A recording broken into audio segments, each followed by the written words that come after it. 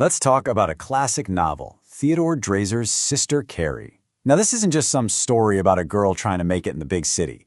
No, it's actually a deep dive analysis, a case study, really, of what happens when a person just lets life happen to them.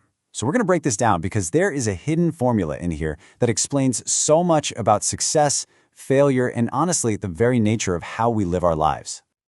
It really all boils down to this one single question. I mean, think about it. Are you the one actively steering your ship, or are you just getting pulled along by the currents of circumstance? And trust me, this isn't just some deep philosophical thought. It literally determines everything. All right, so to really get this, we're going to break down the two fundamental forces that are always at play. And our guide for this whole thing is going to be the main character of the novel, Carrie Meeber. So, when we first meet Carrie, she's stepping off a train in Chicago, and she's just full of these vague hopes. You know, she wants comfort, she wants beautiful things, she just wants more. The thing is, while her desires are strong, she has no plan, zero internal map to get there. She's a perfect example of what it means to drift, not to consciously move towards something. So the first force we have to talk about is the thing that Carrie is completely missing. Let's call it the vector of will. Now think of this like your internal compass. It's the force of deliberate, conscious choice. This is not something you're just born with. Nope, it's a force you have to actively build yourself to create any kind of order out of the randomness of life. And what happens when that vector of will just isn't there? Well, that's when you get the second force, entropy. It's the default setting of the universe, the natural tendency for everything to just slide into disorder and chaos. It's the path of least resistance. It's the current that will absolutely carry you away if you're not actively steering against it. And this slide just lays it all out, crystal clear. You've got two paths. On one side, a life driven by will. That's conscious, it's controlled, and it creates order. And on the other side, a life of drift, which is all about random chance, getting pushed around by outside forces, and ultimately, succumbing to chaos. Any choice you make that isn't backed by conscious will, well, you're just handing the keys over to entropy. Now, to see just how devastating this can be, let's look at our first case study from the book, a guy named George Hurstwood. He is the perfect example of what happens when your entire sense of control is just a complete illusion.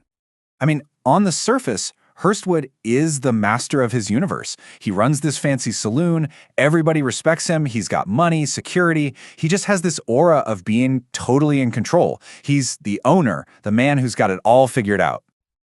But, and this is the absolute key, his entire identity, his whole sense of power, it's all built on these external props. His job, his money, his reputation. It's a house of cards. There's no real internal vector of will, just a shaky foundation of ego and selfishness. And you can just watch what happens next. The moment he makes one terrible, impulsive choice, stealing a bunch of money from the safe, he basically picks out the props holding his life up. And without that external structure, his internal entropy is just unleashed. His downfall is incredibly fast and totally complete, from this powerful manager to a forgotten man dying alone on the street. Hurstwood's story is just a brutal, brutal warning. When you tie your identity to things that can be taken away from you, you're not just risking your stuff, you are risking the complete collapse of your personality. That is what a full surrender to chaos looks like.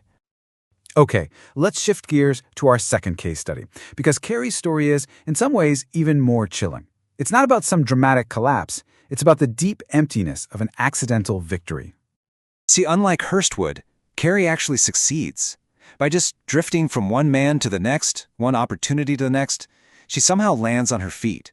She becomes a famous actress, she makes her own money, she gets all the attention she ever thought she wanted. On paper, she totally won. But then, you get this line at the very end of the novel, and it is absolutely haunting. After getting everything, we just see her alone, rocking in her chair, still dreaming of a happiness that she can't even feel. The victory is hollow. So why? Because success that you just drift into without a vector of will is just another flavor of chaos. She got to the destination, sure, but because she never consciously chose the path, she never built the internal character required to actually enjoy it. She got the prize, but she never became the person who earned it. And this right here is the perfect way to picture it.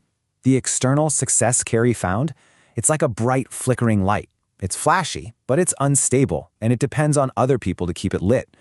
Real internal order, though, that's like a stable, warm glow that you generate from within.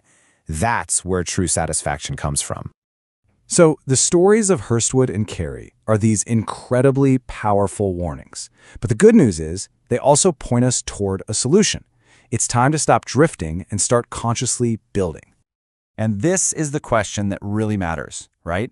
If the default state of life is just drifting into chaos, how do you actively fight back? How do you create a life that has meaning and order?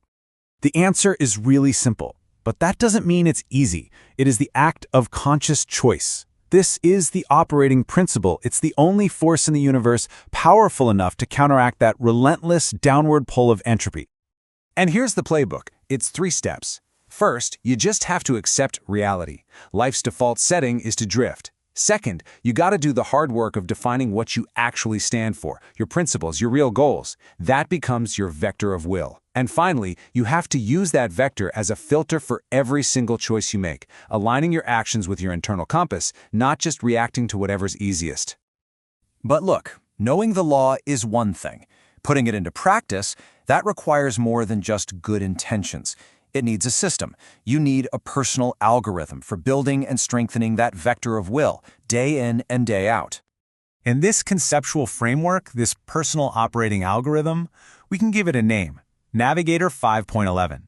Think of it less as a product and more as a model, a structured way to make your choices. It's the idea of a practical system that's designed to help you forge that vector of will, making sure that when you find success, it leads to real fulfillment, not that empty chaos that Carrie found herself in. So in the end, the final question comes right back to you. The lesson from Sister Carrie is undeniable.